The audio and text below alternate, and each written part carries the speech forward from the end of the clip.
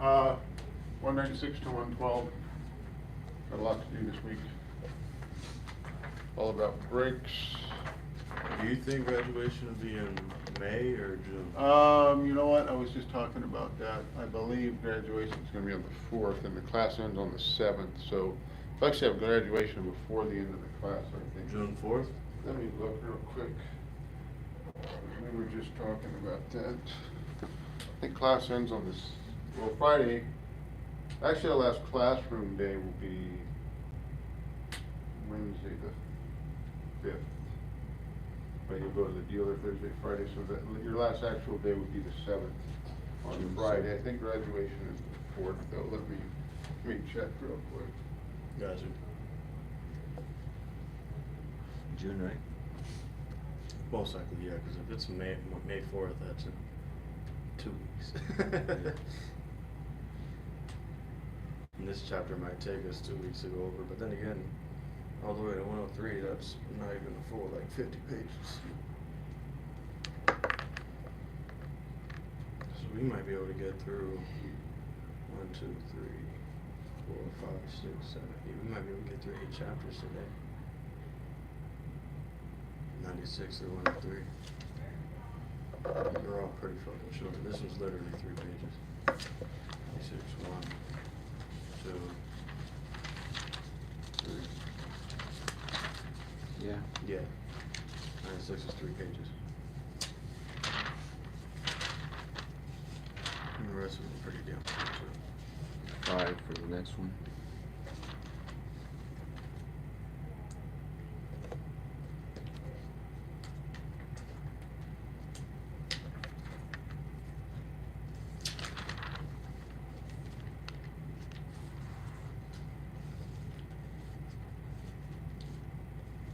Do they let you drive cars at the dealership? Mm-hmm. I was told that I'm not under their insurance, so I can't. The class is your insurance. The program, once it's already put in with the dealership and they're under that agreement, Mhm. that's the insurance. Well, I was Because driving. technically you're an employee. Right. I mean, I drove an electric car for the first time, and I turned it on. I'm like, is this thing even on? Bro, it's hard to tell. Like, you Yeah. can see the lights and everything on, but I'm like, is it? So I was just like slowly put my foot on the Yeah. gas. I'm like, oh, it is on. And then when you stop, it stops really quick. Yeah, like the brakes on those like are actually kind of crazy. Like it might just be some of those cars that are well kept. Yeah. But like I barely tapped the brake. I just fucking flew for it. I'm like, god damn. I see why these people be fucking stopping so hard at lights. I be thinking they're trying to brake check. It's really quiet too. Yeah. But then you gotta, when they got battery problems, like you gotta take out 10 batteries or something. Something like that. There's a lot of different things. It's kind of rare for them to have battery problems unless the car is just old. Yeah. A lot of these newer cars are brand new, so they're not going to have it until maybe nearly 100,000 miles. Shit, yes, the other day, there was a Honda Accord up there that had a straight pipe exhaust. It was a custom exhaust, not a bullshit, just chop off exhaust. It sounded super fucking nice, and one of the guys in there were revving it, and Will, the guy that does everything, came in. He started yelling. He was like, "Hey, don't be revving other people's shit." He was like, "Oh, my fault, my fault." But like, Will, he's a really cool dude. So like, we know he's not like pissed off. He just doesn't want nobody to get in trouble with the customer. Yeah. So like, maybe like an hour or two later, he came back. He was like, I don't care if you guys drive the fucking car, just don't do it to a point where people are gonna look around like, oh, what's going on over there? June 4th. Yeah. It's actually a class day, but probably just gonna cancel class that day. I guess from the graduation, the next day will be Wednesday here, be the last day in the classroom. Okay. Okay. Cool. So it is the 4th, 11 o'clock, it's on Tuesday. So Right. after graduation, we still go to the dealership Thursday, Friday? Yeah. Okay. That'll be your last 2 days there. Gotcha. At that point in time, probably ought to be looking at where you wanna apply for work. And then next week, what do we do? As far as what? after graduation, I would just wait and start looking for the job, or? Yeah, so what you'll do is you'll just get a hold of, whatever, managers or whatever dealers, you know, that you feel like you wanna go to work for, and if they have a spot for you or whatever, just go through the application process, so you can get working as soon as possible. Gotcha. Okay. What was I gonna go? Oh, as far as next week, let me find out what we're doing next week. So I think we only have, electrical performance left. Let's see.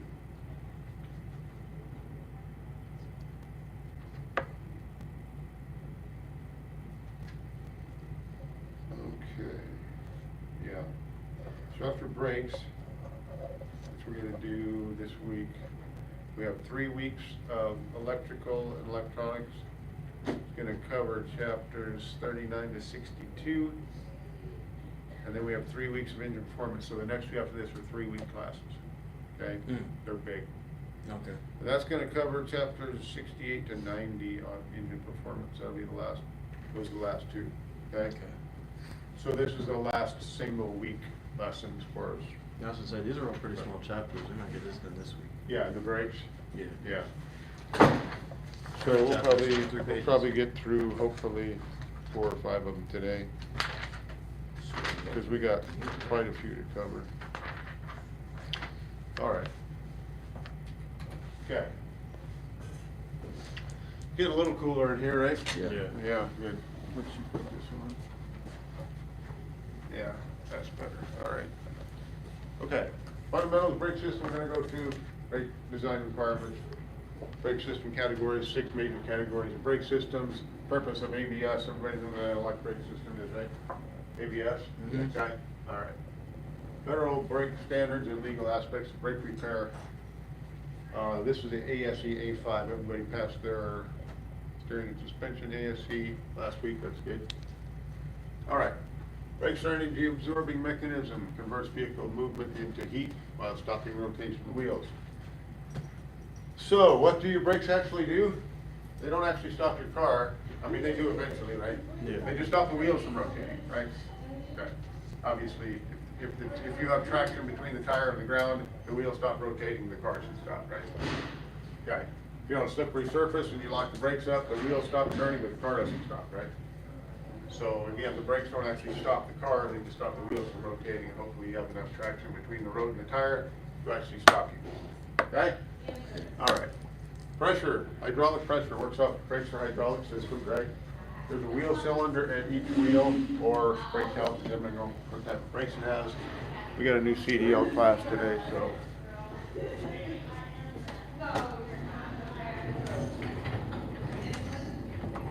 Shut out some of the noise. Okay. Hydraulic pressure is used to force the friction material against the brake drum or the rotor. Most cars, as you know, have disc brakes, okay?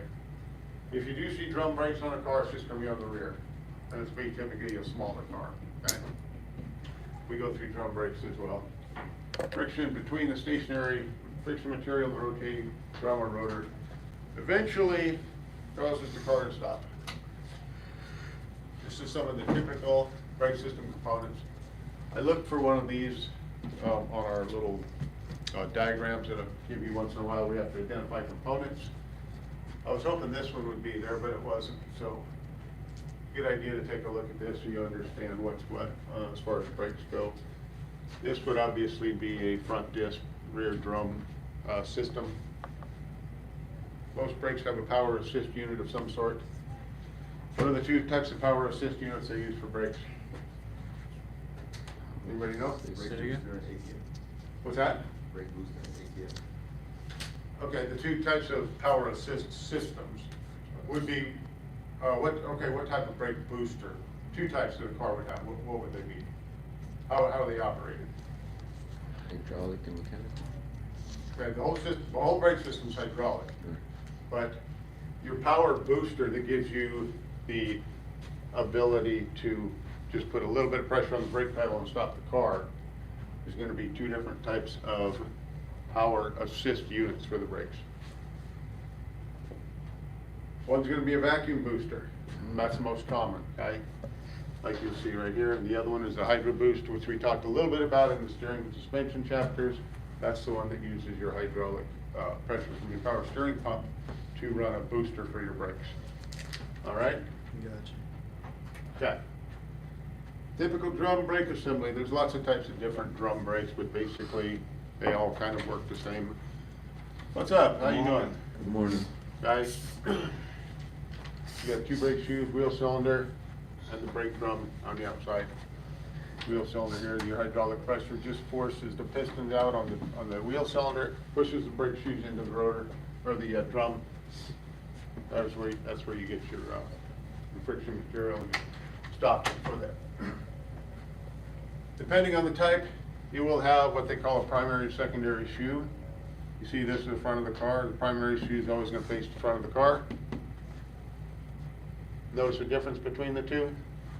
This part right here is actually the brake lining, friction material. Can you tell which shoe is bigger? The back, the Secondary shoe, right?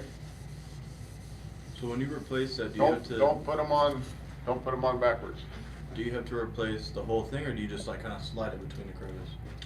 Okay, in order to replace the linings or the brake shoes on a drum brake system, obviously you have to pull the brake drum off. Yeah. And then you just gotta take these pull down springs off, Bless you. and then the shoes just come off. This is your little Bless you. adjuster. This adjusts the brake shoes distance between the rotor and the thing.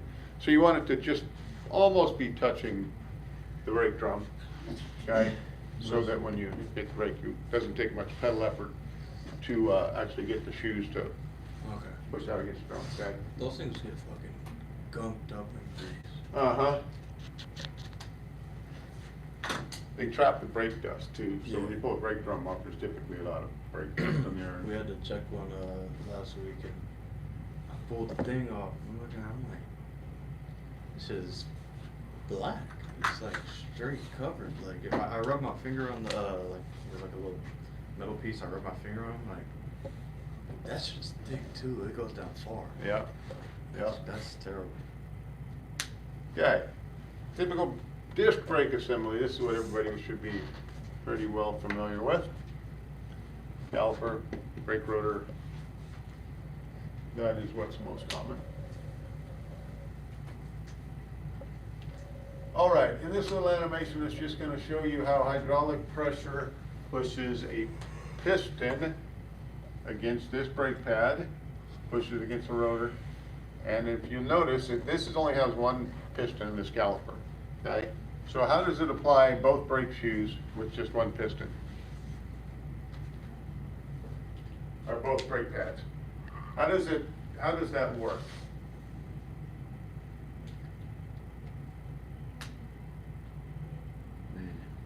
If you push on your brake and you have hydraulic fluid behind this piston right here, it's pushing it out, right? Yeah.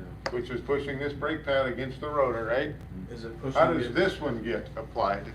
Is it pushing it against the rotor, and the rotor kind of pushes back a little more into that, or because that looks like it's a- Something oh, moves, wait. something moves here. Rotor can't Oh, the move. pressure? Is it like air pressure or something? Because it looks like it's going over into that other side. Okay, let me play this again real quick. Okay, Caliper pads, rotor, mounting back here. so now you're gonna see the hydraulic pressure when you hit the brake, right? increases and piston moves. It's gonna show the piston moving this way, pushing this pad onto the rotor, Fluid pressure and now what happens? increases. This whole caliper slides to apply this one. Okay. So when this piston pushes this way, the caliper slides that way and applies this brake pad. Okay. So normally, if you look at the brake pads on a disc brake system, normally the inboard pad is gonna be worn a little bit more than the outboard pad, Okay. normally. And if you have a problem with these caliper slides, however this moves, it can cause this pad to wear out and this one to not wear quite as much. So if you have really uneven brake pads, let's say you're doing the brakes on this car, and let's say this one only has, maybe 2 millimeters of lining left, this one's got maybe 4. If the pads aren't worn fairly even, then you got a problem with the caliper moving Okay, it's, for some reason, it's not applying that other path as much. All right, this is just showing you swept area of different sized brakes.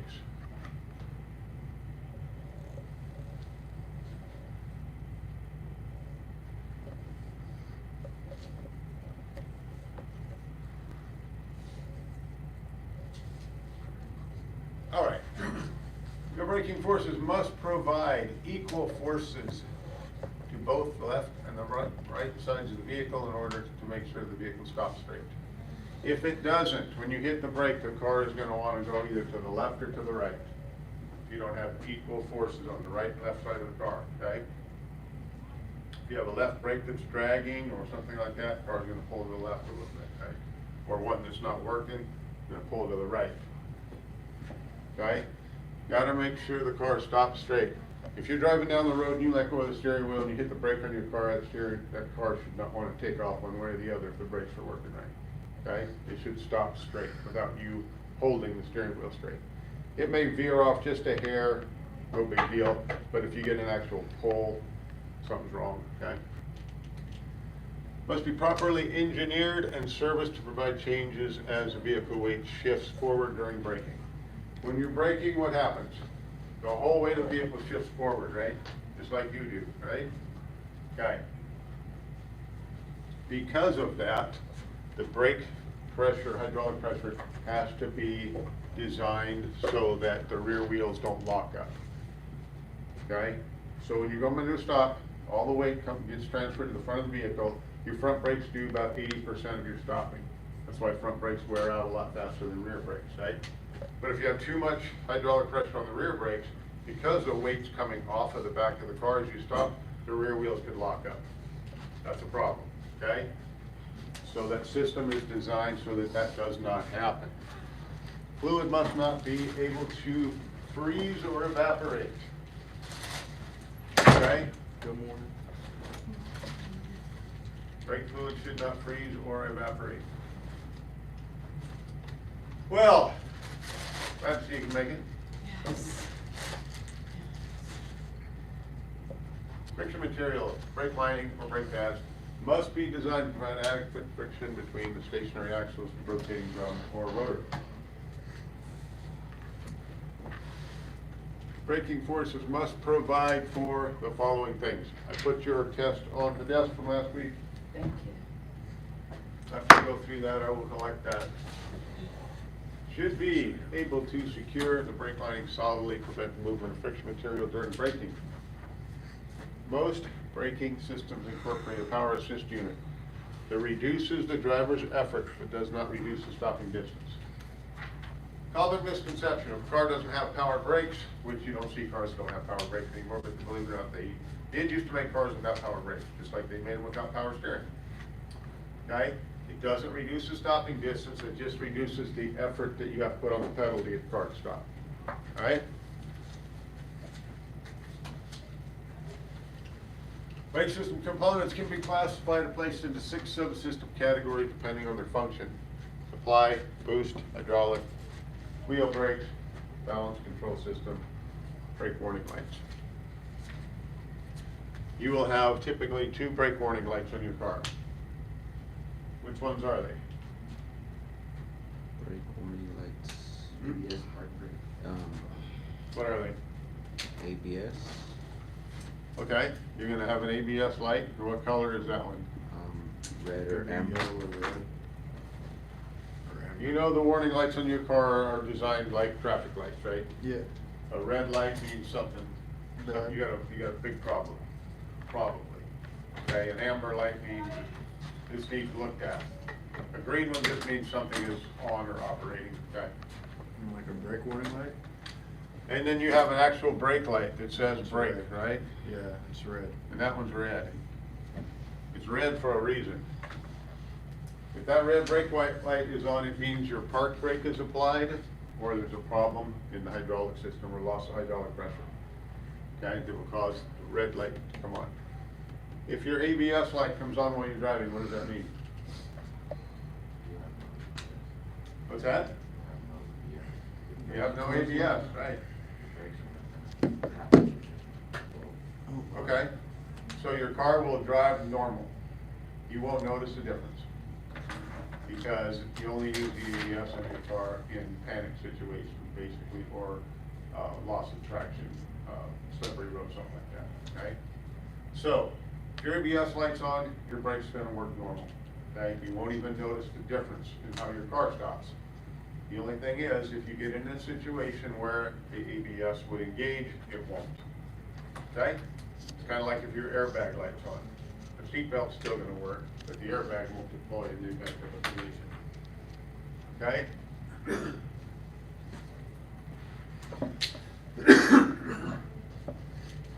Another diagram of typical brake system components, from the pedal all the way to brake drum, in this particular case, or the brake rotor, okay? Your power booster, this is a big example of a vacuum booster. That's what most cars have. They use engine vacuum for your power brake assist, okay? Master cylinder, then the lines that go out to different valve, metering valve, pushing valve, whatever it happens to have. And then at the bottom, you'll see a park brake system. We get into park brakes as well. There's different types of park brakes as well. Okay, the red brake warning light remains on after the bulb test. There's a fault in the hydraulic system, brake fluid is low, or the park brake is on. Bulb test means when you turn the key on in your car, you know typically the dash lights up and all these lights come on. After you start your car, they kind of go off one at a time as it checks the systems. And if the system's okay, those lights will all go off one at a time. Okay, if one stays on, obviously you got something you need to find out about. Okay, we went through that. 6 brake subsystem categories. Apply system, fuel system, hydraulic system, wheel brakes, brake drums, control system, brake warning lights. Oh, okay, what page is that on? 1101. 11. Okay, I see it, yeah, all right.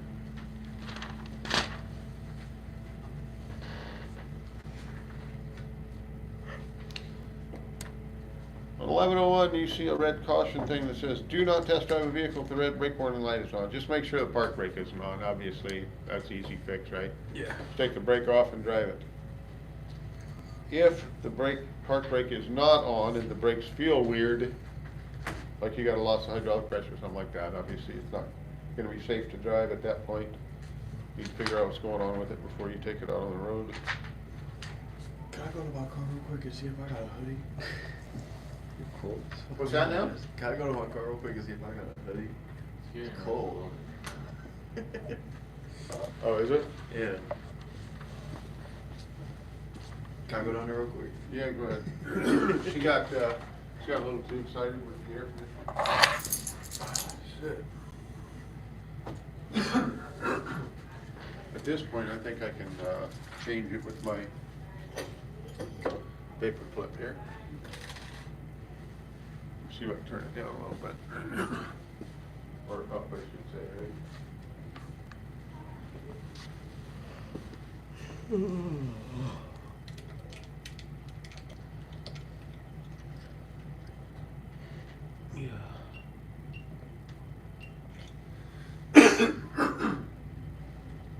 Okay, it should shut off there. Okay, so we went through the big category, right? All right. This is not important, but some cars do have adjustable pedals. That means it'll have some sort of switch somewhere that will actually move the pedals closer or farther from your feet. You can do the same thing by moving the seat up and back, but that moves your whole body, right? Yep. This just allows you to have the brake and the accelerator pedal, the pedals closer or farther away from you, okay? Not all cars have it, but some cars do have adjustable pedals.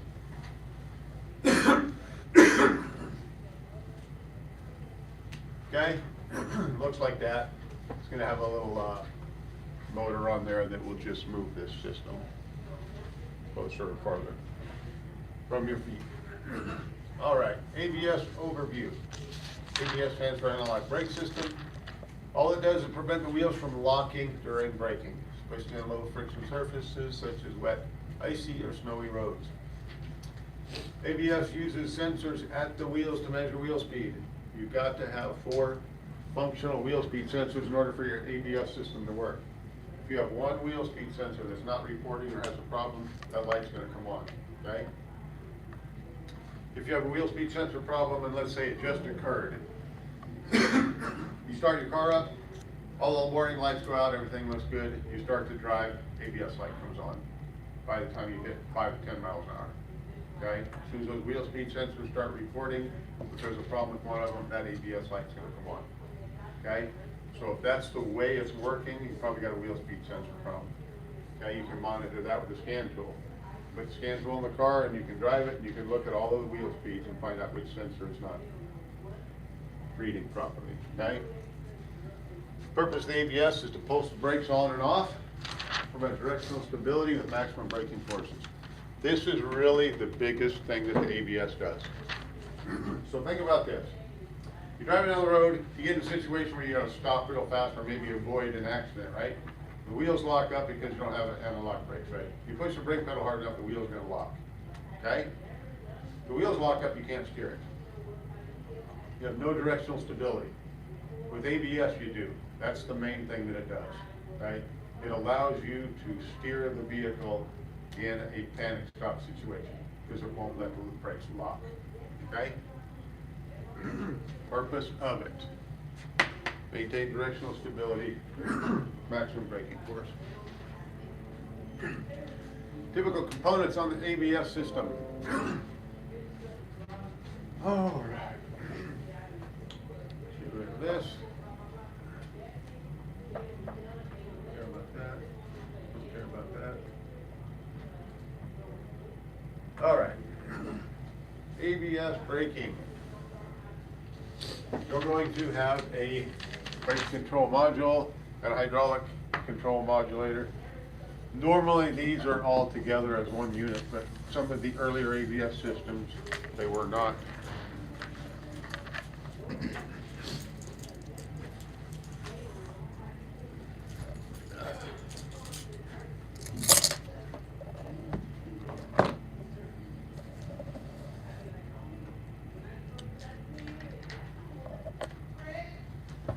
Okay.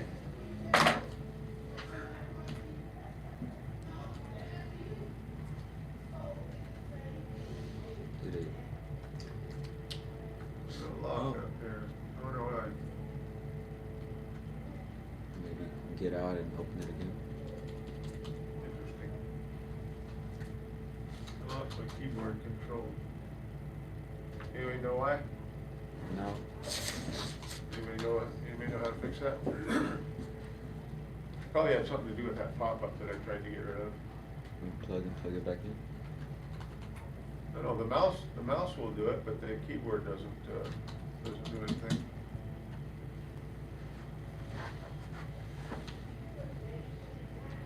What did I do? I messed something up, didn't I?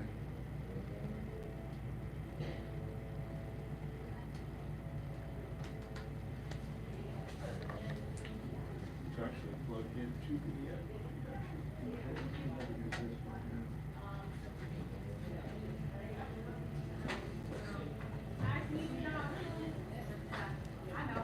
Thank you. Okay. What am I breaking? What's the brake I'm master just a cylinder? vegetarian. I'm sorry, What is the brake master cylinder? where is it? What is it? What is it? That's where your fluid goes, right? Got a reservoir and then the piston there that worked, right? Yeah, keyboard doesn't work at all now. Hydraulic But control modulator. the mouse does, so I don't get it. So I had a pop-up a minute ago, you probably weren't here, and I don't know what I did, I clicked on something and the keyboard quit working. There we go, there we go. I knew one of you could figure it out. Okay. Master cylinder, that was your question, right? Yeah. Where is it at? Where's it located? Underneath the hood, right? Yeah. Behind on the driver's side, right in front of where your brake pedal would normally be, right? Because the brake pedal has to apply pressure to the master cylinder in order to push the fluid. Okay, it's gonna be bolted to a brake booster of some sort.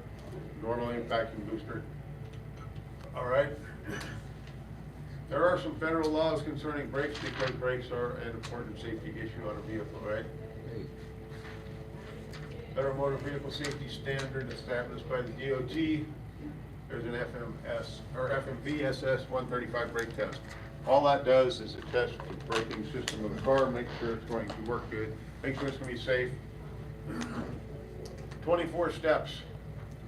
This is a minimum standard of performance. Of course, better than that, great. But they set a minimum standard for performance for the brakes, okay? We went through RPO codes. We know what those are. There's going to be a sticker on your car somewhere that looks like this. They're going to be 3-digit codes. Every one of these means something. The reason these are circled is because the J is the two types of braking systems on this car, JB9 and J65. That may have something to do with the braking system, whether it's hydraulic, or not hydraulic, but ABS, or whatever that you might need to know for parts information is normally what that is.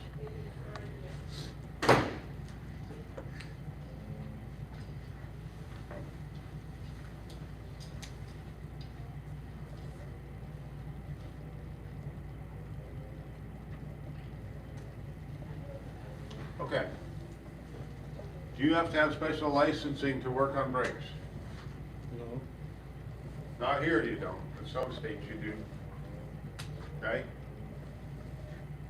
It is the responsibility of whoever is maintaining the level of braking performance falls under the owner of the vehicle. So if you're doing your own brake work, it's your responsibility to do it right. If you're doing it for somebody else as a technician in the shop, your responsibility is to make sure that it's done right. There's no problems. I saw this video. Dude was trying to change his brake pads, and they don't know why or how it happened, but when he started driving, his rear wheels wouldn't even turn. So he's driving down the street, it's just sitting still, like, going down the street, and then it's just smoke going behind him. Well, apparently something was wrong there, right? Yeah, how it goes. Technician is always liable for damage or injuries from repairs performed in an unprofessional or unworkmanlike manner. Brake systems are extremely well designed, they're pretty easy to work on, they're pretty easy to service. It's really hard to mess it up, but you can do it, but just make sure if you're servicing any type of brake system on a car, that it works right when you're done with it. The purpose is to restore like new performance.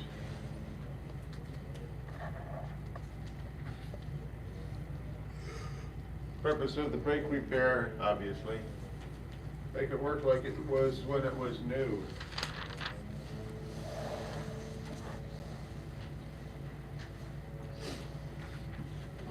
All right.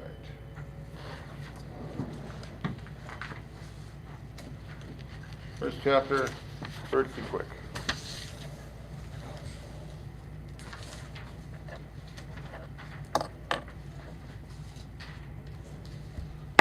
No discrimination today, everybody gets color pictures, okay? All right, that one for you, and you, and...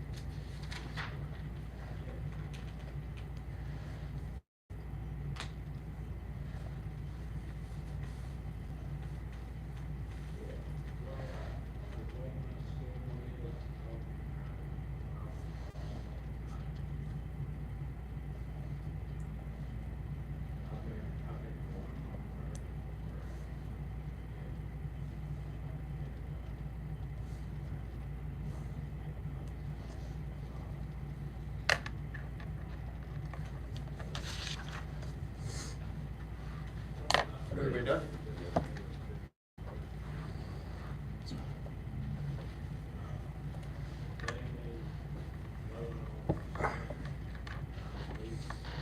You all right back there? Sure? All done? Okay.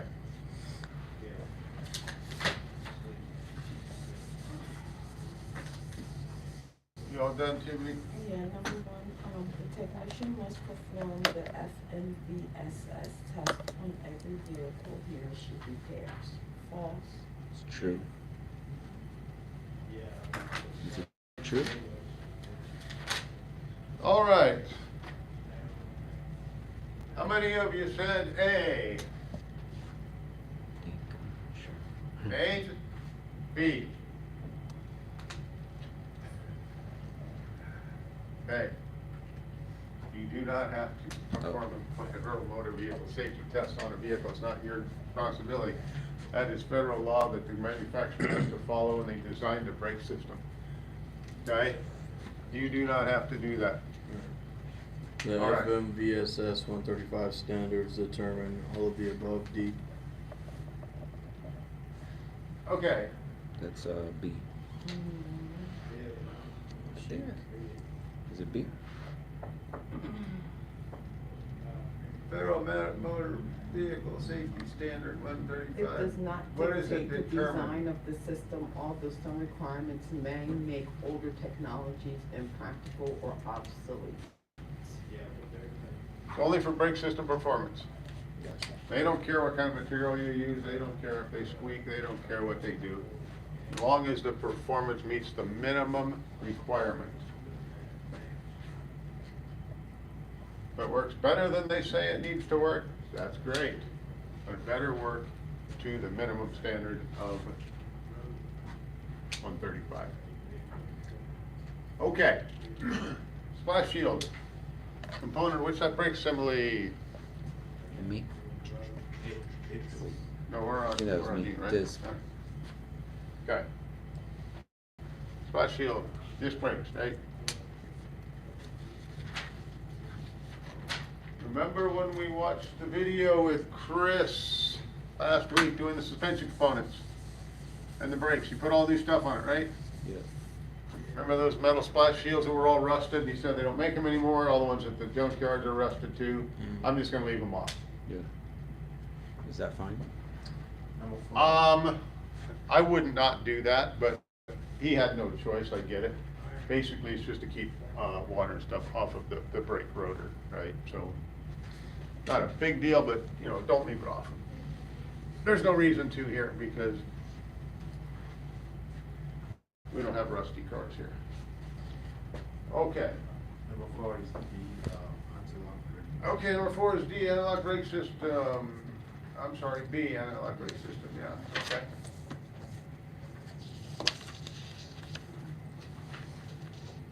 This brakes are repairable. Material called Linings? Tabs. Disc brakes use replaceable friction material. What are they called? They're called brake pads, Brake pads. okay? However, you're not off on your A question because they're all called brake linings, but what they're getting at here, the reason they said disc is because a disc uses a pad, a drum uses a shoe, okay? So, Don't they have lines too? This brake, they have these lines on the side of the brake. The disc brake. they have what inside of them? They have like lines too. I'm not sure what you mean. Like, You mean like hydraulic brake lines? yeah, like that, yeah. Oh, yeah, they have to. Yeah, absolutely. Absolutely they do. Okay.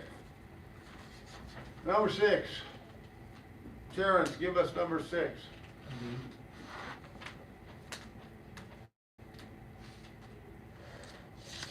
Hello, hello? He said B. Boy.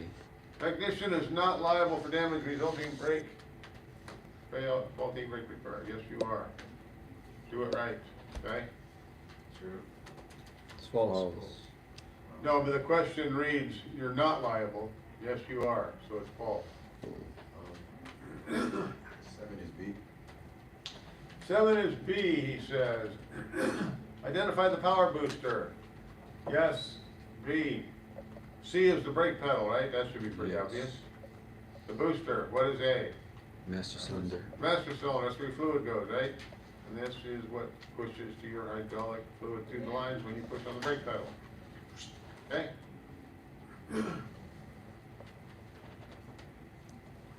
Difference between a splash shield and a backing plate. This is why they have both these questions in here. Backing plate, component of which type of brake assembly? My Drum. turn. Backing plate Yeah. is for the drum. It is. It's actually a structural part of the drum brake system. The splash shield is simply a metal water dust shield, whatever, for a disc, okay? Okay. Most parts of the FMVSS 135 test are performed with the vehicle loaded to its gross vehicle weight rating. True?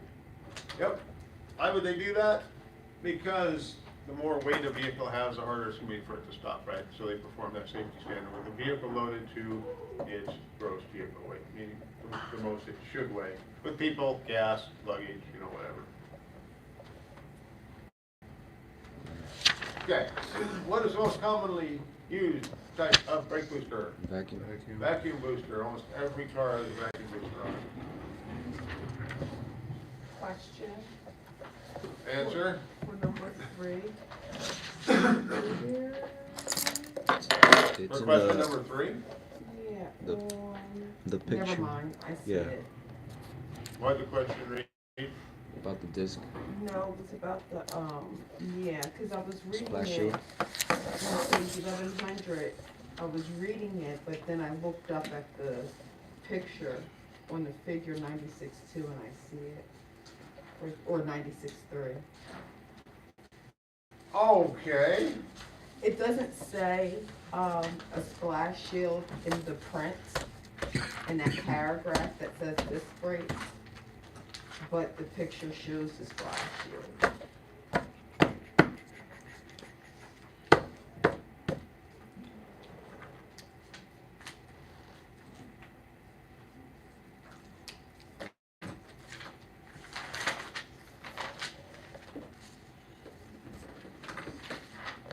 Okay.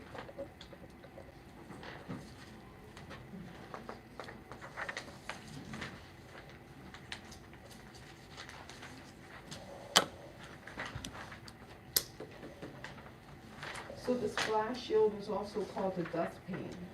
It could be, Because that's what I know it as. That's why I was like sitting here so confused. The dustpan, that's what I know it as. is Okay. the dustpan.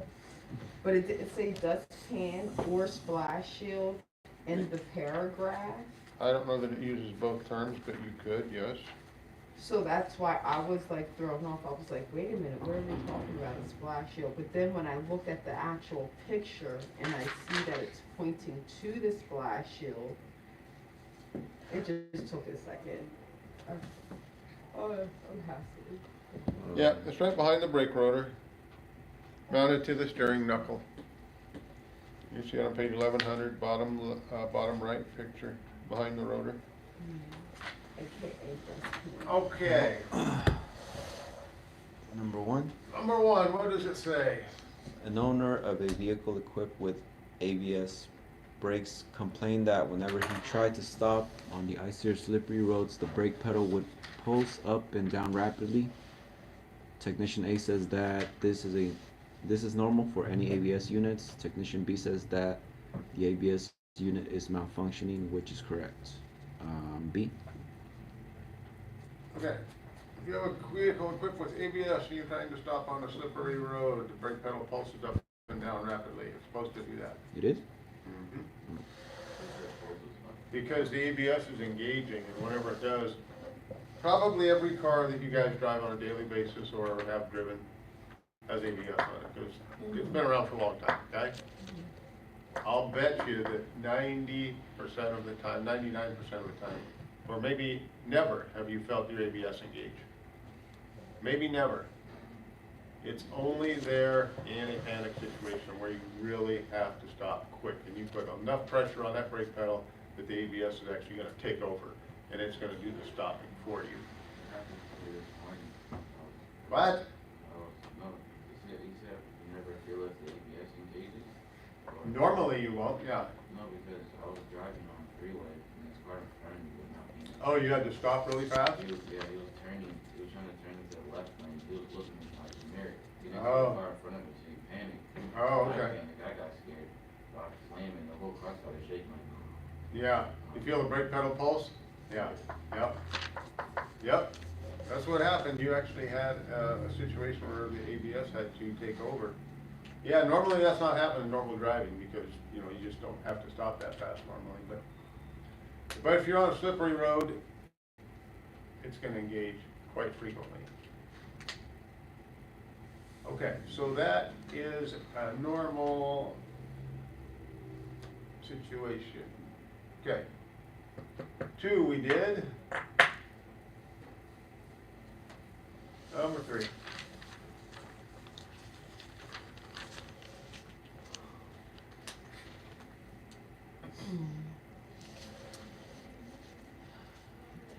says the power assisted brake You should have had system. 8, so that would make 1, 2, that would be, we should be on you, Charles. Definition A says that power assist brake system reduce stopping distance compared to a non-power assist brake system. Definition B, B says that the power assist brake system reduce the force that the driver must exert on the brake pad, which definition is correct. B.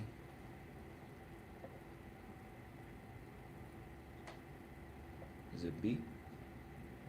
I don't know, maybe. What do you think? B, You like B too? yeah. Okay. It is B. What's wrong with A? A says that if you have power brakes on your car, it will reduce the stopping distance compared to the same car that doesn't have power brakes. And it doesn't. All it does is reduce the effort you must put on the brake pedal to get it to stop. Okay?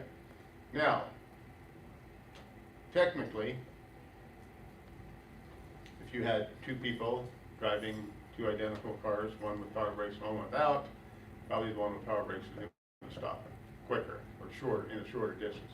Simply because it's so hard to put that much effort on the brake pedal without power brakes, it's probably not going to stop as fast. But the system itself does not reduce it, okay? Just how much effort you need to put on the pedal to get it to stop, okay?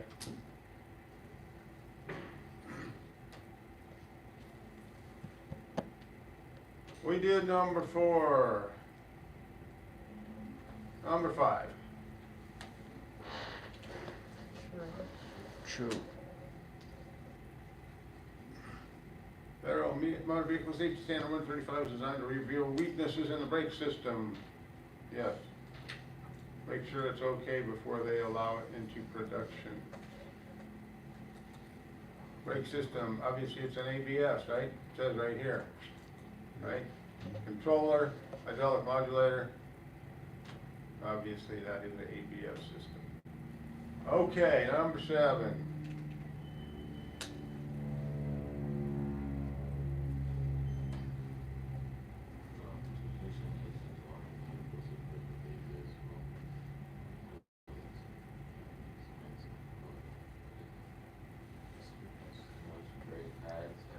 Surfaces. Both are wrong?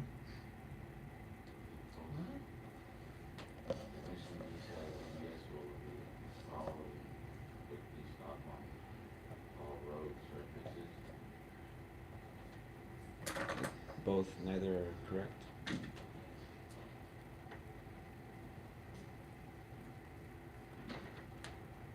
all you, dude. What do you think?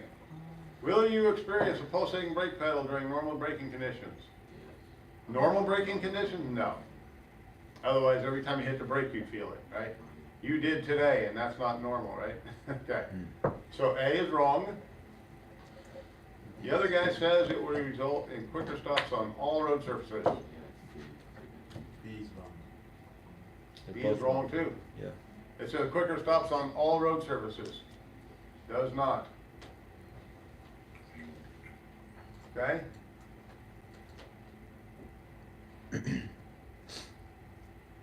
Number 8.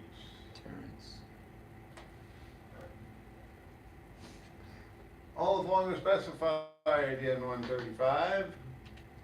Terrence, except for which one? Which one of these are not specified in Federal Motor Vehicle Safety Standard 135?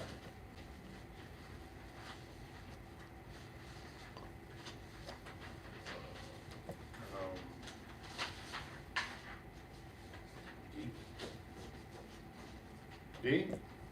C. No. Brake noise levels. They don't care if the brakes are noisy. They just care if they work right. Okay? This is Federal Motor Vehicle Safety Standard.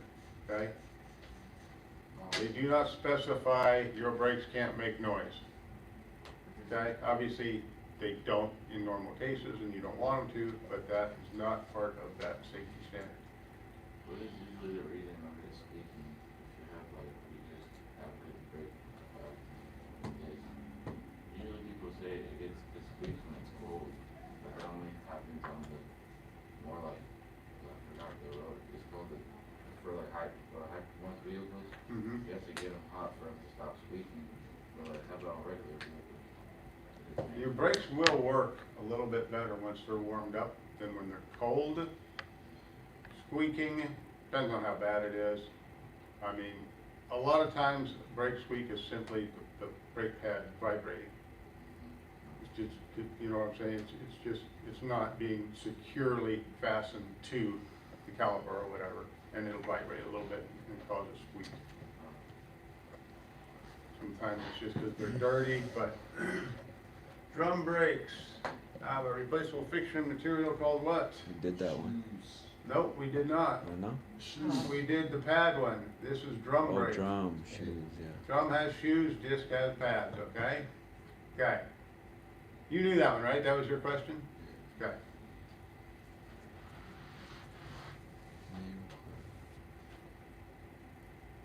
It is right. Federal level licensing.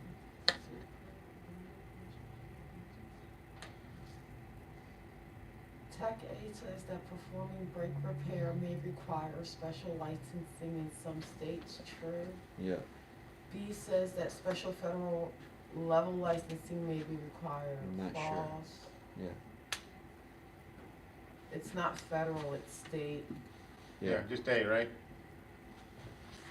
yeah, May in some states. yeah. Yep. There's no federal level licensing for brake repair, so don't worry about that. Ron, Yeah. it's okay to throw the marker out. What's that? It's okay to throw the marker out. It is. Ah, you're funny. Yeah, I know. I should go through there and find out which ones actually need to be.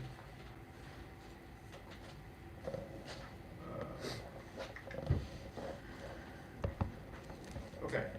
Let's see where we're at. We'll look at the questions in the book. Oh, no, I don't want, that's not what I want. Not what I want.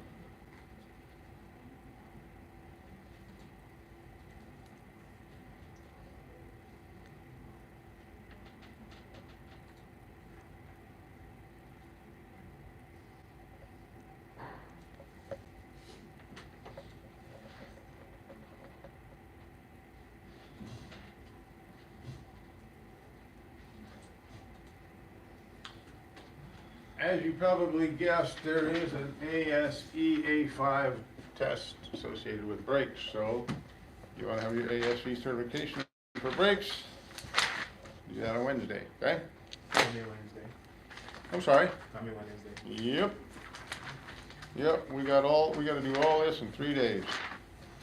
So, take the book home, read, We're all tiny study, jokers. whatever you gotta do.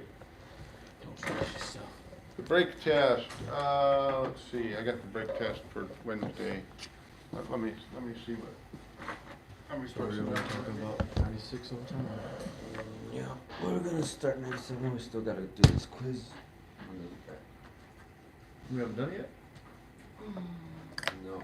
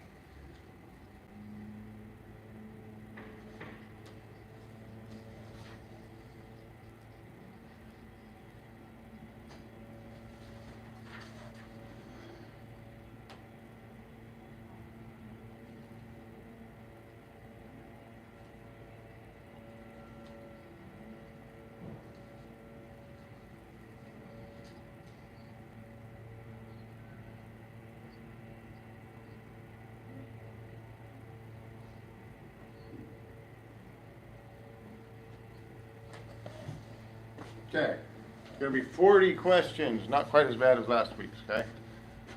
Last week's was pretty big. All right, so this one talks about friction material, brake principles, stuff like that, on 97. We do the freeze. The freeze. Oh, in the book? Uh-huh. Oh, is there some questions in there we didn't see? Okay. Yeah, sometimes I forget about that. All right. 2, 3. We did 2. We didn't do. Well, we did 1, but not 2. That was we did 2. No, actually, we We did did. both. Drums. Mm-hmm. That was we the did, test. we did both. You weren't here? You were not When did we do here, that one? apparently when you were here. Oh yeah, up there. Huh? I forgot about Yeah. that. Okay, disc brakes have pads, drum brakes have shoes. Yeah. All right, 3. Did we do 3 we did. That's B. B just reduces the effort that you Five. guys put on paper. 4, your ABS light is amber, so that's B. If a vehicle is equipped with anti-lock brakes, this means what?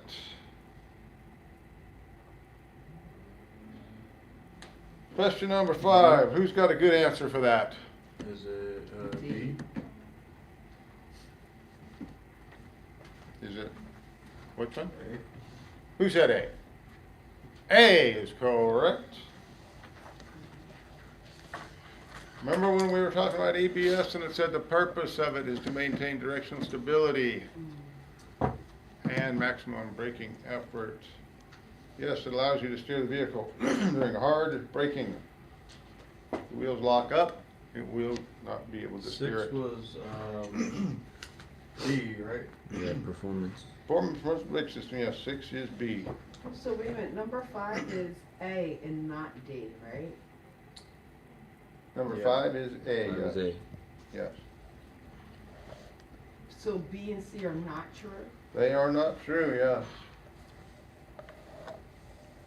Yeah, B is not true.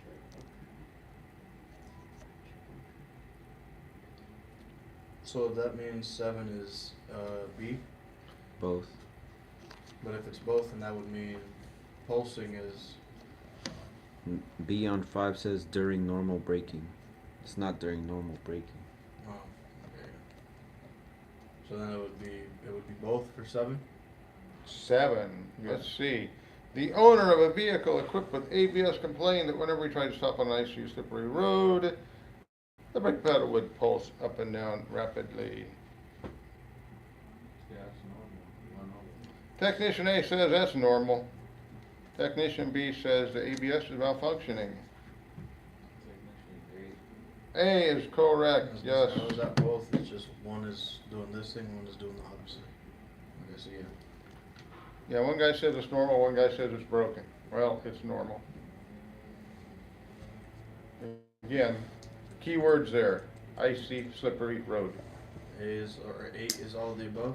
8 is all of the above, which will turn on the red brake warning lamp. 9 is C, Yes, it is. and 10 is D. And 10 is to restore like new performance. D is correct. All right. Energy principles, how they apply to brakes. Friction, principles apply to brakes. How brakes can fade due to excessive heat. Anybody ever heard of brake fade? That's when you hit the brake and your car doesn't really want to stop. That's not good, right? Bueno. Brakes can fade for several reasons. Normally, because they got too hot. If your brakes get too hot, they will fade, meaning you will not have the stopping capability that you normally would. Deceleration rates, how they're measured. Friction materials used in brake systems.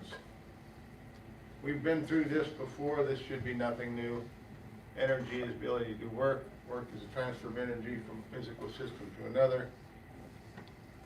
Kinetic energy, energy of mass and motion, we've been through that. We've been through this too. Kinetic energy increases in direct proportion to the weight of the vehicle.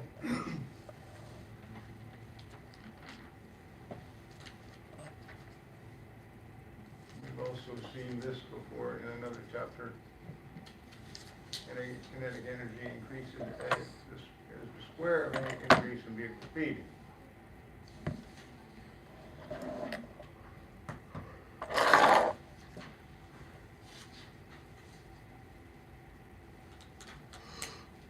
Energy mass and motion, okay. Inertia. What is inertia? Anybody ever heard that term before? Hopefully everybody's heard that, Yeah. okay? Something We in know motion about the stays in law on motion. that one too. Yeah. Body at rest tends to remain at rest, motion tends to remain in motion. In a straight line unless it's acted upon by an outside force. Weight transfers, what happens when you hit your brake? Car goes forward. Okay, you go forward and so does the car, right? All of the weight starts to transfer to the front of the vehicle, pushes down on the front of the car, that's what they call the dive, right? Okay, wheel friction assemblies, only the wheels and tires begin to slow immediately. The rest of the vehicle and all the weight carried by the suspension attempts to remain in forward motion.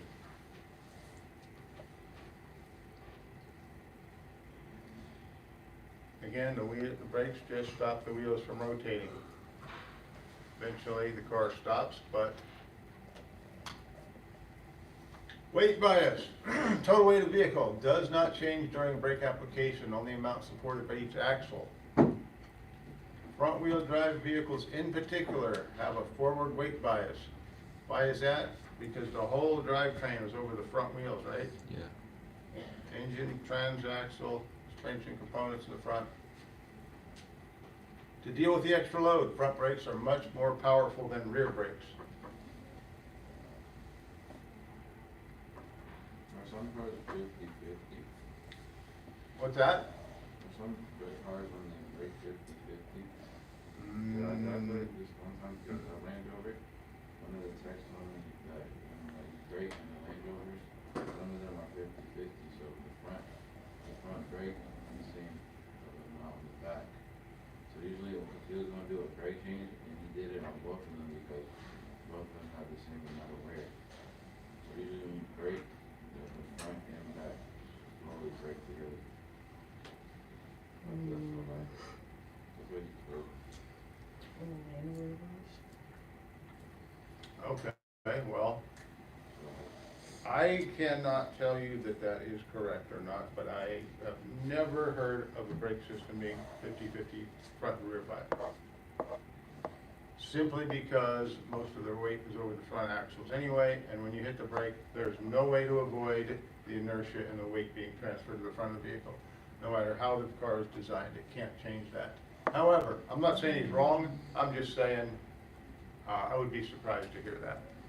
That wouldn't really make sense though, because if it were 50-50, if you were to hit the brakes hard, wouldn't you just hydroplane? Even if it's dry or wet? What would happen is, depending on the road surface, the rear brakes might lock up. Yeah. Because you need all that extra braking force on the front, because the weight's being transferred to the front. Yeah. And the rear of the vehicle is getting lighter as you hit the brake, and if it has the same amount of braking power, the rear wheels would probably lock up, start to skid. Yeah, exactly. So, I'm saying probably not. I'm pretty sure Range Rover would have thought of that before making 50/50. Yeah, well, it would have never passed a federal motor vehicle safety standard anyway, Yeah. so they wouldn't be able to build it. Yeah. So, again, I suppose I could be wrong, but I would be surprised to hear that if it was actually true. Okay, inertia creates weight transfer that requires the front brakes to provide the most braking force. Sorry to stop you, but because some vehicles like a Lamborghini, the engine's in the trunk. So therefore, with In the trunk, Mid-engine, or isn't it rear engine? in the rear, it's I in know, the trunk. yeah, in they the call it rear. mid-engine, yeah. So because it says that, the front brakes provide 60 to 80% of the total braking force because of the extra load. Mhm. So for vehicles like, Lamborghinis where the engine is in the trunk, would the rear. rear have more of the braking force? Wouldn't it still be the front ones? Well- Because when you're driving and you stop, all that weight's pushing Here's- forward. Here's Yeah, the but deal. weight, but Yeah. When- according to what this says, Yeah. because of the weight of the engine, that's why most of the braking force is in the front. So if you reverse the engine, wouldn't the braking force now be in the rear? So, when that car was designed, they take everything into consideration, right? Yes, there's less weight here, there's more weight here, but there's still no way to avoid this. When you hit the brake on that car, it's going to dive in the front. There's no way around that. You have inertia and weight transfer. There's no way around that. That's physics. Okay, You can't change physics. right. Okay, so would it have to have less braking power in the front and maybe a little more in the rear for that particular car? Maybe. But this is what you're seeing on probably 90% of the cars on the road. So, yeah, is there exceptions? Sure. Okay? This is just what you're gonna see 90% of, or 95% of the cars on the road. There's only a few mid-engine cars out there, and yes, they designed the brake system to stop it properly, based on the weight distribution, Yeah. okay? And you still have the inertia and weight transfer, there's no way around that. Okay. It's just not as bad, because you're right, it doesn't have as much weight over the front. Okay. So, yeah, do they have a little less stopping power in front? Probably. Maybe it's 60-40 instead of 70-30 or 80-20, like it would be on front-wheel drive car. Okay, and hold on real quick, Maurice. Okay. Another reason I asked that is because I noticed, because I wasn't like at Audi, you're not allowed over at Lamborghini. Like they're, even though they still have cars Mhm. right there, they're Mhm. like their own Yep, they are. entity. Yeah. Yep, they are. So, but what I did notice is that it seemed to me that the brake pads were larger Oh, they're on huge. the rear Yeah, yeah. than they were on the front. So that's another Yeah, reason why uh-huh. I asked that question. The rears were bigger? Yeah, it appeared to me that they were Okay, like okay, longer. You know what I mean? okay, that's And possible. the fronts were Mhm, shorter. mhm. So Plus, the cars are fairly light anyway, so Yeah. that's possible, yeah. okay, For a mid-engine car, yeah, okay. maybe, they maybe even been the same size. But as far as the brake force and proportioning of the brake's hydraulic pressure, Uh-huh. that's where it's regulated. Okay. Not so much in the size of it, but normally, 99% of the cars on the road are gonna have bigger front brakes than rear brakes. Now, again, yes, a mid-engine car, there's only a few of them out there, you know, the C8 Corvette is now mid-engine, but, and some of these exotics, yeah. So there would be an exception to, a part of an exception to this, but not a complete exception, because you can't get around the physics part. You can't get around the dive and the weight transfer. Right. That's just gonna happen. Okay, thank you. Alright, so what she said just brought up a question for me too. So I don't know the specific name or term of the car, but you know those drag cars that have like, you know, really huge fucking motor in the back. You're in the car seat and it's like long as hell with Mhm. two tiny ass wheels in front, Mhm. gigantic ass wheels in the Oh, back. Yeah.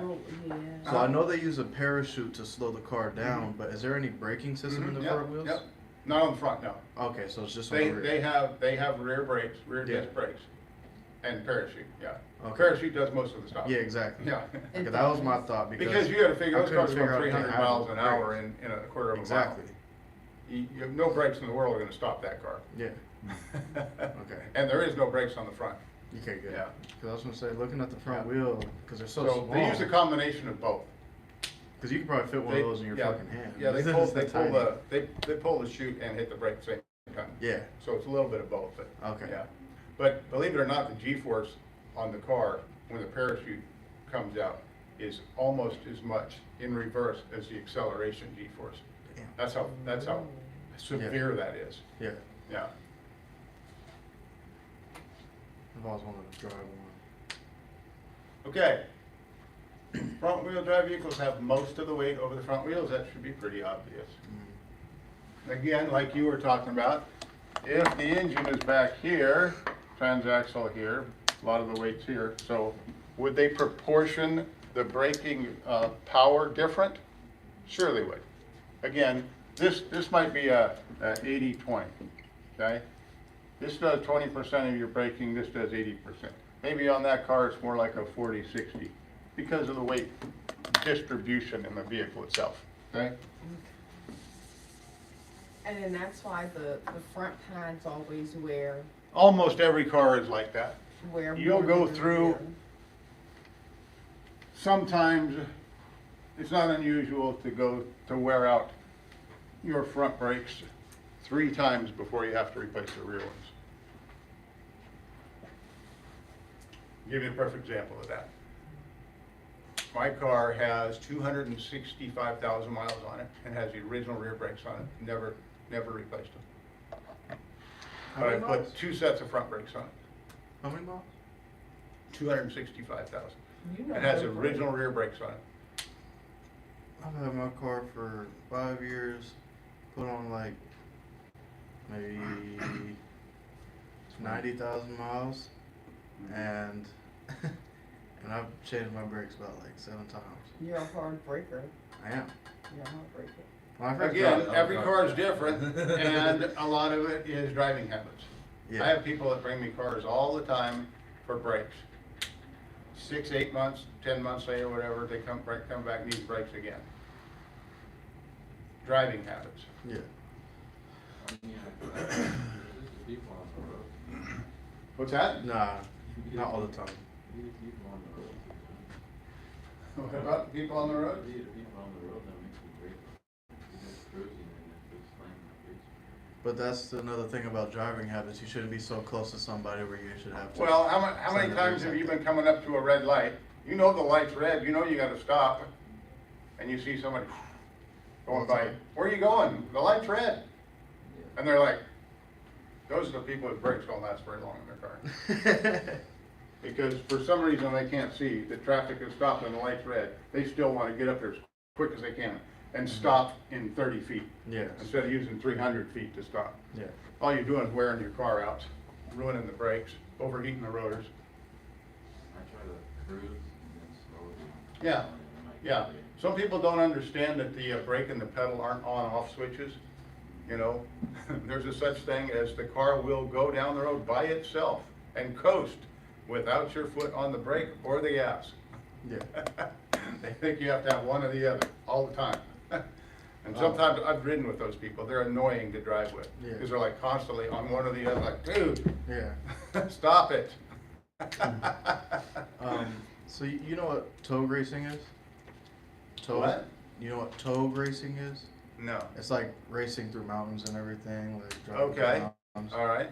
So it's mainly something from like Japan, like what they do in Japan, because they have a Uh-huh, lot yeah, of yeah, mountains out there. uh-huh. So you were just talking about overheating brake pad, or not brake pads, rotors. Mhm. Is it like really bad if you constantly overheat them, like bad? Oh, yeah. Because of like, I used to watch videos like that a lot, and a lot of the guys, like when they get down to the bottom of the hill, like they're glowing red. Brake rotors Yeah. like glowing, Glowing yeah, red, yeah. yeah, absolutely. So yeah. would they have to change that like after each race or? Probably, yeah, Oh shit. Okay. yeah. Yeah, your brakes do operate at really, really high temperature, but the thing is, if you're hard on your brakes or your car is heavy and it's just hard on brakes because of the Yeah. design of it or something like that, it's gonna go through brakes a lot quicker. Plus, it's gonna warp the rotors. Okay. Once you get that, when you hit the brake, you're gonna feel that pulsation in the steering wheel, and, you know, the car doesn't stop smooth. The Gotcha. rotors are worse, because Because they're they're overheated. flying through, and as soon as they get to a Mhm. corner, they brake, drive around, Mhm. brake, drive around, Mhm. speed up, brake, drive around. It's That's really hard on brakes, yeah. That's how ultimate drivers brake one time. Yeah, what's that? I was driving at night, I was heading home, and then I saw this ultimate driver, his brakes were on fire, like it was glowing and pads were burning. I remember seeing him Really? gunning and going, and I'm like, a lot of Ultima He just drivers slammed don't it. care I about their think he fucking just car. slammed it. Yeah, you notice They that? just take off. and you can tell he's just been slamming on his brakes.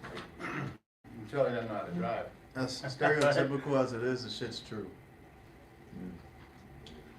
Okay, coefficient of friction, that is the amount of friction between two objects or surfaces commonly expressed in a value called the coefficient of friction. Static value for the two surfaces, the rest kinetic is while the two surfaces are sliding against one another.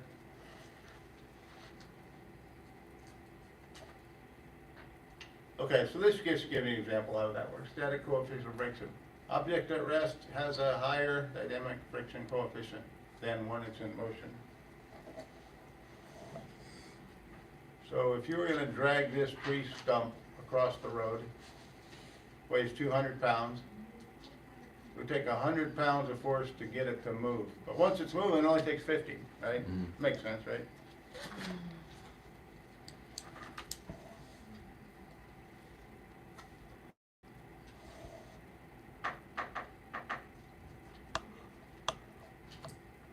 Okay. Different types of brake fade. If repeated hard stops are performed, the brake system components can overheat, lose effectiveness, and possibly fail altogether. One of the reasons for brake flushes is brake fluid is hydroscopic, which means it likes to pick up moisture. Okay? When the brakes get hot, the brake fluid gets hot. If there's moisture in there, the brake fluid can boil. If that happens, you're in trouble. Car's not gonna want to stop right? So, what do you think is the best thing to do when you press the brake and there's no brake? Emergency brake? no braking? Like, you press the brake and your car is not stopping, you're just coasting. What's like the best thing to do? So in a situation where your brake fails, you mean? Yeah, fail. You drive a Camry, right? Well, I'm not worried about my. I'll tell you something. I've mentioned this before, your brakes and your steering are the two most well-engineered and well-designed and almost perfectly working systems on your car because it's all about safety. You gotta be able to stop the car, you gotta be able to steer the car, right? Okay, so the chances of the brakes going out while you're driving down the road, you push on the brake pedal and you got nothing, almost impossible. Well engineered, okay? Now, you can have a problem where you got a hydraulic system of failure, master cylinder fails, something like that, and it may be a little bit more difficult to stop, or you may have to push the pedal 3 or 4 times to get it to stop. Chances are it's gonna stop though. These people that get in accidents and say my brakes went out, they're lying. They weren't paying attention, that's all it is. And they don't wanna take responsibility for the fact that they weren't paying attention, so they say, my brakes went out. No, they didn't. It's almost impossible. I put a parachute in my car just in case. Just for that reason. What I heard is you just put your car in neutral, or not neutral, just like try to avoid, like kind of like dirt road. Okay, so as Joe mentioned, your park brake or emergency brake is always an option because it is typically operated by It's better different than systems. smashing into something. Let's say you have a hydraulic system failure, your park brake is possibly cable operated, so, which takes the hydraulic system completely out of the equation. You could pull the park brake if it, if it's a handle type, and get the car stopped. Obviously, it's not gonna stop as fast, and it's only gonna be on the rear, but it's better than nothing, right? Or you could downshift into a lower gear. That will cause engine braking, that will slow the car down as well. But really, those are your only two options. But if you feel like it's just not working right, best thing to do is give it a couple of hits.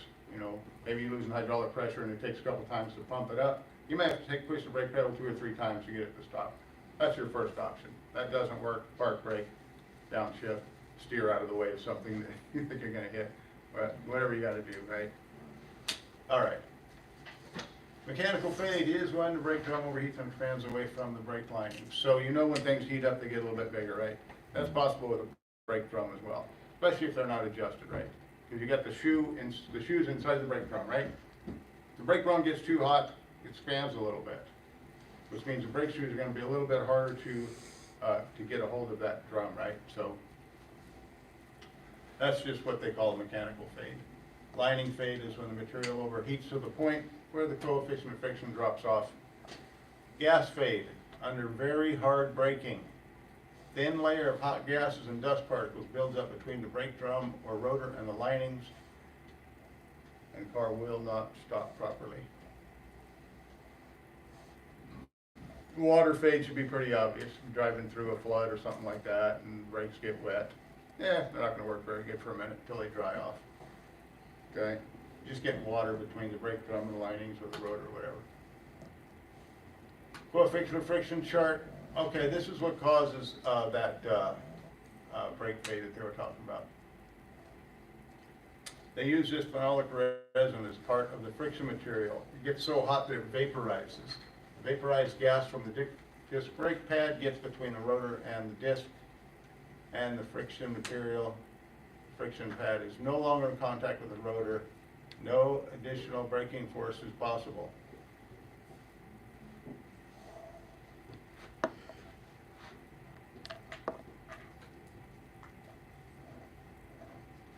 Oh, how do you reboost brake fade, especially if you're going down a hill? Best thing to do is downshift the transmission into a lower gear, okay? Whether it's a manual or automatic. If it's automatic, just like put it on like low 1 or whatever. Yeah, just drop it down a gear. Okay. That will cause engine braking, it'll slow the car down. Okay.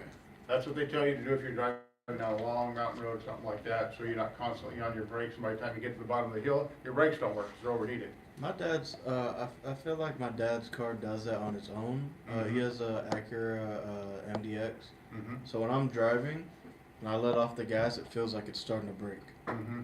So that's what that is?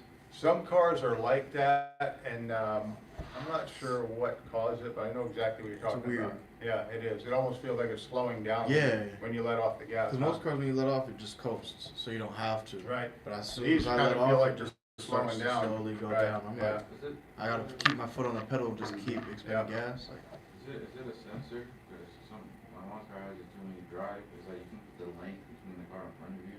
So when you get close, the car slowly brakes for you. well, this car's a Oh, yeah. 2013. So, I don't think it has that. some cars have that feature on them. Is it using the brakes or the? It is, no, it is, yeah. It actually is actually applying the brakes for you. Yeah.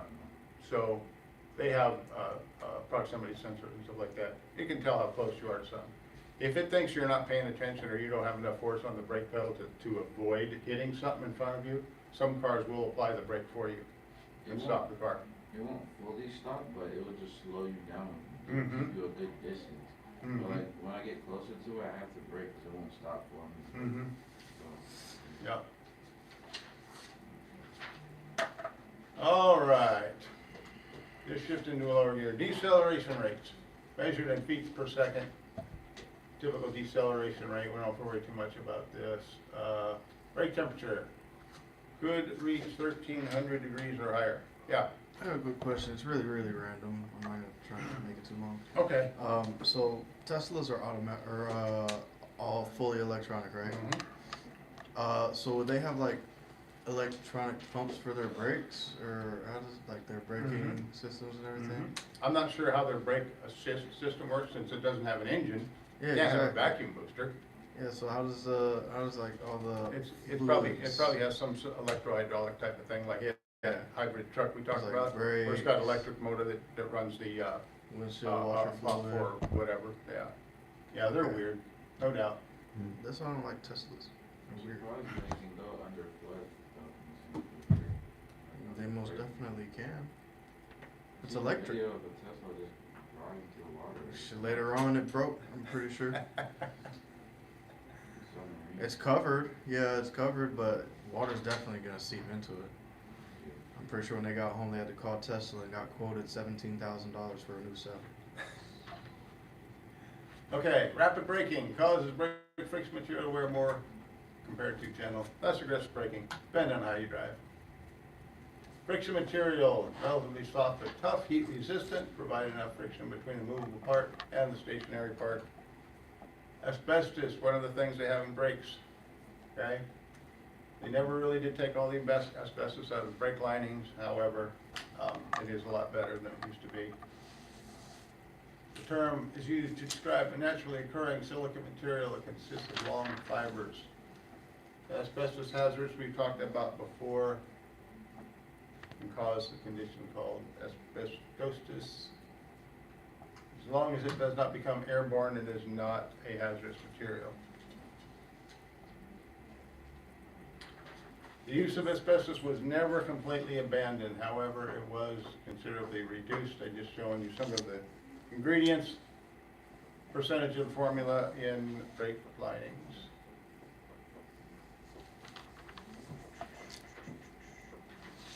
Carbon fiber friction materials. Carbon fiber materials often referred to as fiber reinforced carbon. Composed of a carbon mix in which reinforcing carbon fibers are embedded. Those brakes provide a constant friction coefficient, whether hot or cold, low wear rates, and low noise development. How is carbon fiber made? Because I've seen multiple ways and I don't know what's No, I have no idea how it was made. Copper, used in brake pads for heat transfer, strength, and to reduce fade. Copper is considered a pollutant.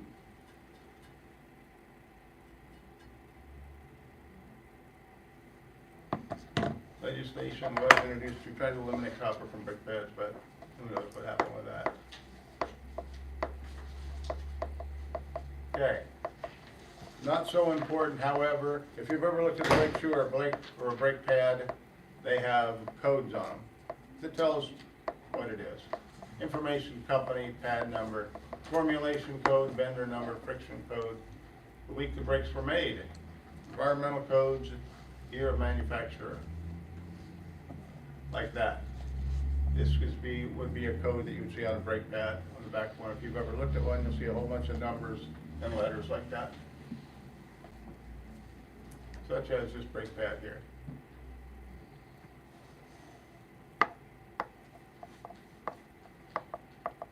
And same thing on a brake shoe. Coefficient of friction codes for hot and cold are circled. Your FF in this particular case. All right. Move this screws and we'll take a break after this.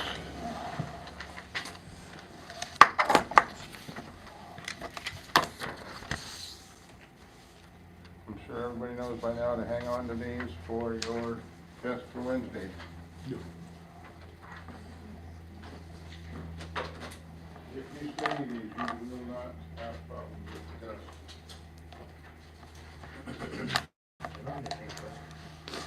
I'm sorry? On the test, that'll be the same question. Unlike a select view on Yeah, however,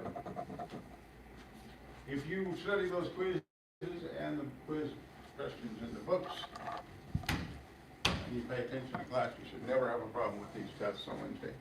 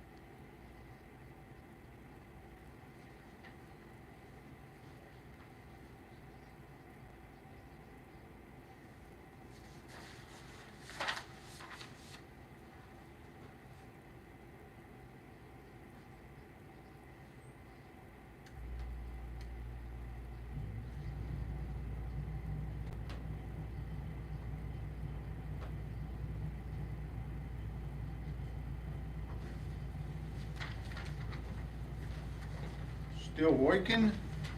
I see Pete is turning. Okay, well, should be close to done anyway. All right.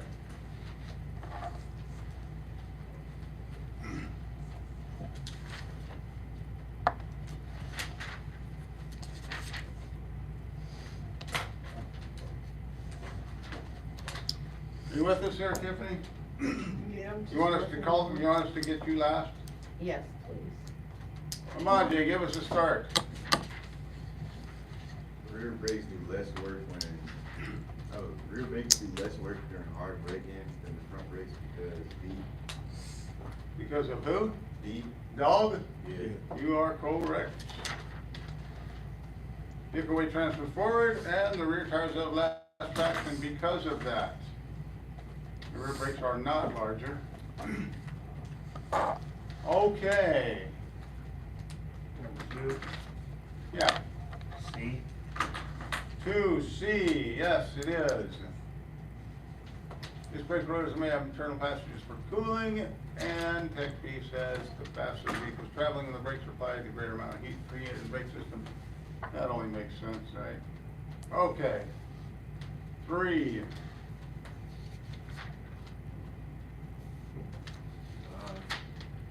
A 3,000-pound vehicle is calculated to generate kinetic energy of 90,000 pounds at 28 miles per hour.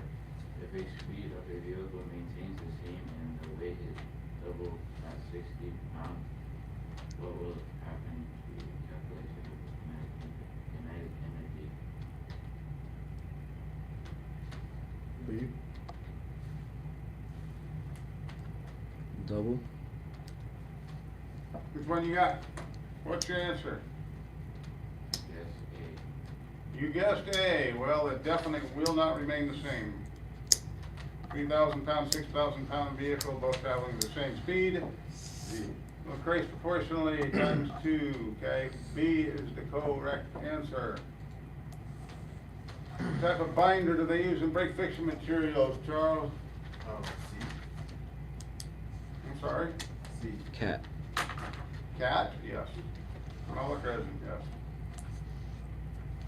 yes. Weight transfer. What causes that? Inertia. Mm-hmm.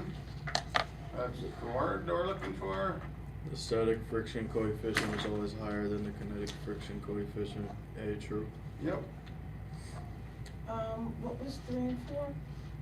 3 was B, 4 was C. Thank you. The kinetic energy of a vehicle traveling at 60 miles per hour is twice as much as when compared to the same vehicle traveling at 30. Wait, what is number 7. 7. 6 was A. 5. 5 was A. 7 is A. 7 is not A. C. Yeah. Oh, it's 4 times as much. Yep. Because you're doubling 30 makes 60, and then you're doubling it again. Oh, yeah, that's right. Because the other question was referring to weight. This one was referring to speed. Yeah. Yeah, double. Which Greek letter is used to represent the coefficient of friction? A. A is correct.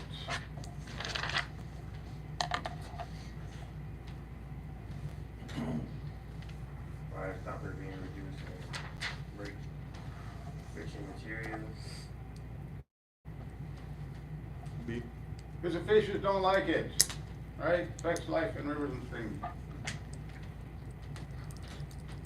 And weight has a greater effect on kinetic energy than speed. We should know that by the last 2 questions that we saw concerning weight and speed and kinetic energy. Is that true or false statement? True. Negative. False. Speed has a greater effect than weight. What was the answer for 9? For 9, B. babe. Okay, where we at? 7.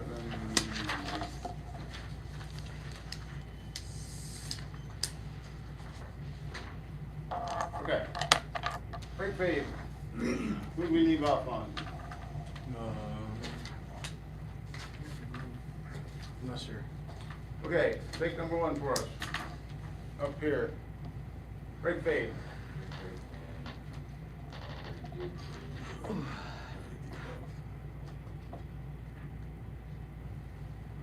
All of the above. Okay. Charles. What kind of driver do you use, possibility of a brake fade caused by heat?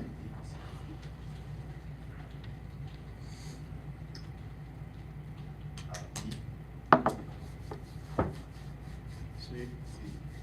Okay, so Downshift the transmission. That will keep the brakes from overheating when you're going down a hill or whatever.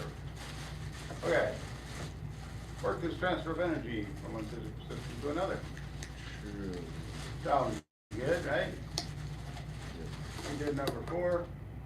An edge code reading for coefficient of friction is EF. This means Where do we read that?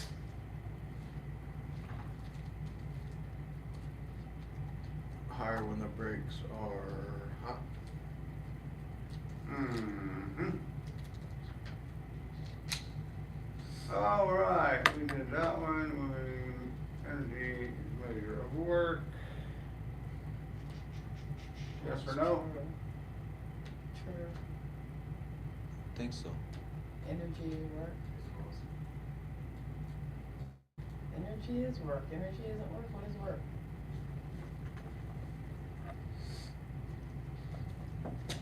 I don't know. Energy is the capability to perform work, right? Mhm. Work is a transfer of energy. From one physical system to another.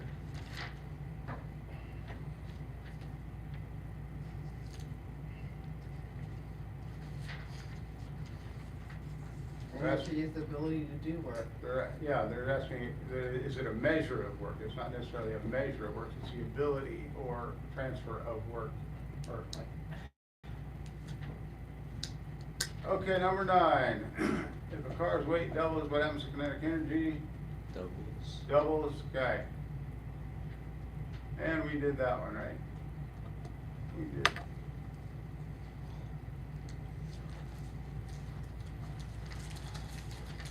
Okay. Book 1 we did. 2 is C, right? Amount of asbestos in brake friction material is being reduced because. Phenolic resin.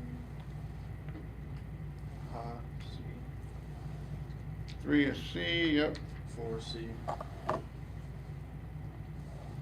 Oh, 5 we didn't do. 5 we didn't do. Brake pads and linings that use synthetic materials such as aramid fibers instead of steel are called what? All of them? Ceramic. Oh. Everybody's heard of ceramic brake pads, right? There's actually a little box in here that says, what are ceramic pads exactly? On 1113, if you would care to read that. It's electric lower gear in the transmission for number 6. Any of those can cause brake fade on number 7. We did 8, that's B. 9 is 4 times as much speed. This brakes can get as hot as 1800 Oh. degrees. What was 6? 6, 6, 6, 6, C. 6. C. Select, Select lower gear. Downshift. Engine, you get engine braking. If you've ever been driving automatic and you downshift the transmission, you'll feel the vehicle slow down. 10 is D. 10 is D, yes. Okay. Way past break time, but we'll take break anyway for 15 minutes. Should be able to do the hydraulic chapter before lunch, hopefully. 45. First of all, no, I'm trying to